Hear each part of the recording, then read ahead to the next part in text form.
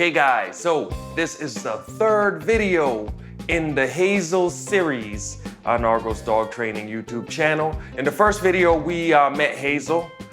We saw who she was at that time. In the second video, we introduced Hazel to a prong training collar. And in this video, we're gonna start to use our leash communication to teach Hazel how to walk nicely, or start to teach Hazel how to walk nicely on the leash, and how to stay in one spot, stay on the place command. Like and subscribe, make Frank smile.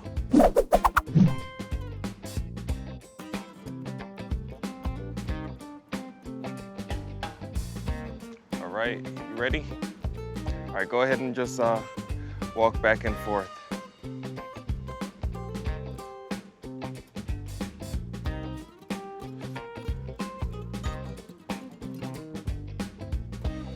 Excellent. When you get to the end, just do a smooth turnaround, right?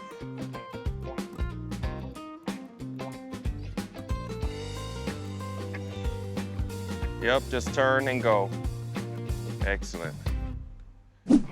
Let your hands drop. Good. There you go. And keep walking. So we're a few minutes in and this is already different. James, at this point, relax, James. Let them drop. Good. At this point, James is just walking back and forth, and I told him not to use any of the techniques that we talked about. Just walk. Right? Excellent. And breathe and relax. Shoulders relax. Triceps relax, biceps relax. When I first started training, I had to tell myself to relax every second step. I had to be like, relax, relax. If you're holding tension in your body, then you're gonna feel tension on the leash, right? That looks great. That looks great. So far, James is doing a great job. Most of my clients who practice this with me end up doing a pretty good job at this point. When they're introducing a dog to these leash techniques, into this leash handling. Just walking back and forth with your dog over a certain amount of space generally stops the dog from pulling. If you don't say anything, if you're not concerned about pulling, but you just pace back and forth, you see your dog stop pulling. Most dogs stop pulling in that situation. Excellent. Now we're going to do something a little different as she goes here. What you're going to start to do is when you feel a little bit like she pulls, just close your hand. When you feel her come off of that pulling a little bit, open your hand. It's going to be hard. You're going to want to let your arm go back. You're going to want to let this hand float. Just close and open according to what you feel with your tension, all right? Now, a lot of times with clients, what they will do, they'll do way too much. That's all I have to say on that. Don't do too much. Do just the right amount. Hold, and release. Good. That's not bad. You're bending your wrist a little bit. Really, once you feel tension, then you just have to close your fingers. You don't have to do anything extra. Am I supposed to feel like it's getting tighter? Yes. Okay. And it's subtle. So it's gonna be light feeling. It's gonna be a light feeling. Here we go, and go. There, yep, and there. You'll feel when she starts to come in towards your hand, and that's your signal to let go, to release tension.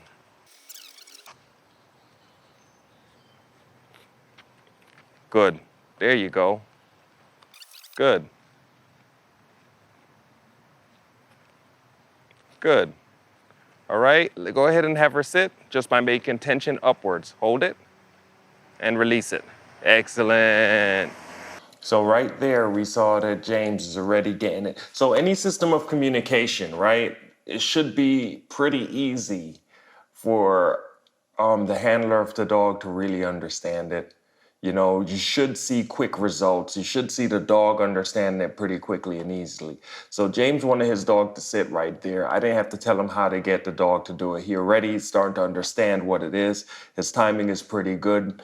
You know, we're going to be talking a little bit about body language things. We're going to be talking a little bit about what the dog, signs the dog is sending to him. But right now, this early in training, we don't have to worry about that. It's just getting used to and familiar with the concept of tension release and the ability to teach his hands how to feel when she moves towards him, you know, so that way he could also release. So Yeah, the very beginning. This is where he's at from where the dog came to, from a few minutes before this, where how the dog was behaving to how the dog is behaving now is dramatically different, right? So, yeah, here we go. Excellent, and start walking again. Watch those fingers, yup, release. Excellent. You have treats in your right hand, but you can still drop it down. Let your arms drop, let your shoulders drop. And go, keep going, keep going. And release when she's with you. Loose and relax. Yup, a little backwards. Yup, that's great. Have her sit. And release. Perfect. You want this to become as natural and as easy as riding a bicycle. Like if you ride a bicycle, if you know how. If you don't, then don't make it like that. But you shouldn't have to put a lot of thought into how the mechanics of this works. All right? All right, you're stepping away. You feel it? Closed hand and open. Excellent. Right now at this point, James just needs more practice, just so that way things feel more familiar. It's kind of like when you first drive a car, there's so much going on, you can't really get comfortable. But as you drive the car more and more often, you start to relax. That's the point he's at. He knows what the gas pedal is. He knows where the brake pedal is. He knows how to indicate right and left turns for the most part. It's just a matter of doing it enough so that way it becomes natural for him. All right, so this is very good. All right, so here's another little clip here. See what this thing does. Good, that's great. Step away. Make sure you don't make tension on the leash right now or when you step away, because you're in agreement with her, so there should be no tension on that leash at all. Step in and reward.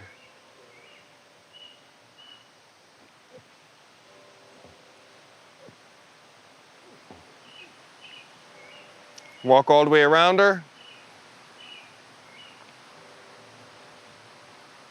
And give a big okay when you're ready. You can reward her. You can reward her, then okay. Don't give her any treats on the okay. You want to keep those tucked away. She only gets petting.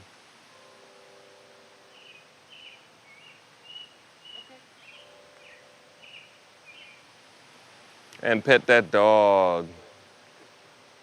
Excellent. Good work. Good work. You want to do one more? You got it. Let's do one more. Okay. So you want to just turn, just walk and turn her around. Tension, releasing. Good. Having her sit.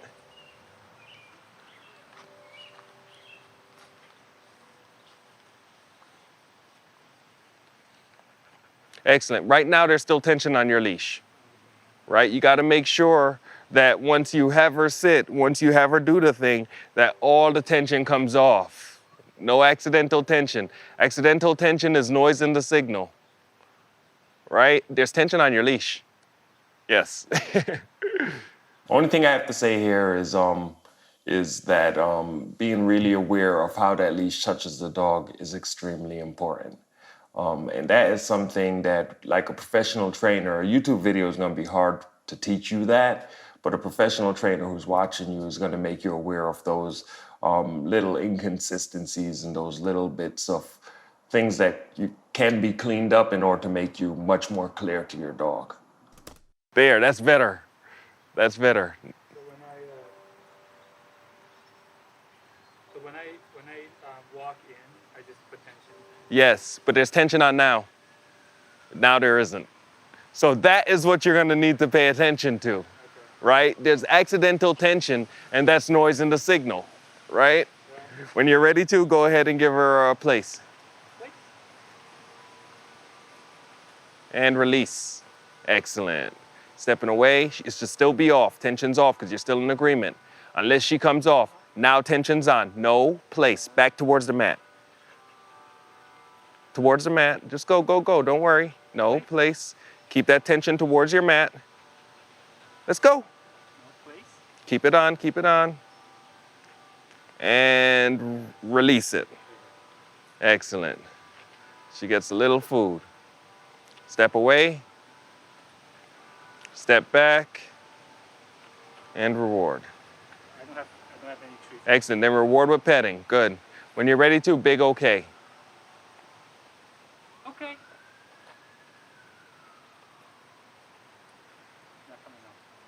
Yes, she will. Maybe you come to in front of her where she could see the signal and everything. Okay. Yeah. Good. Pet that dog. Excellent. That's the session. We'll call that a day.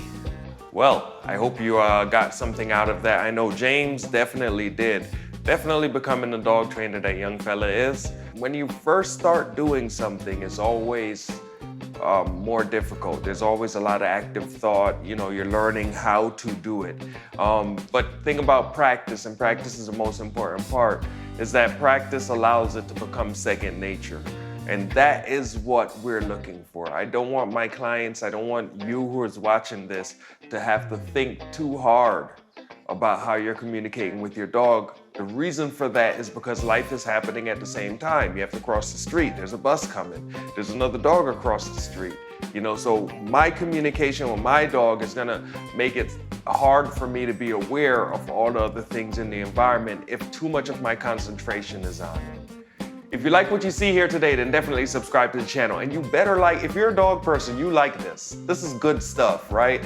So if you like what you see here today, definitely subscribe to the channel, hit the notification bell, check out the check out the description, that word is called description below, for other links to our other social media where you see other cool stuff, because that's what we do. We just make cool stuff happen with dogs because it's fun and because we enjoy it. Until the next time, enjoy your day and enjoy your dog. Excellent.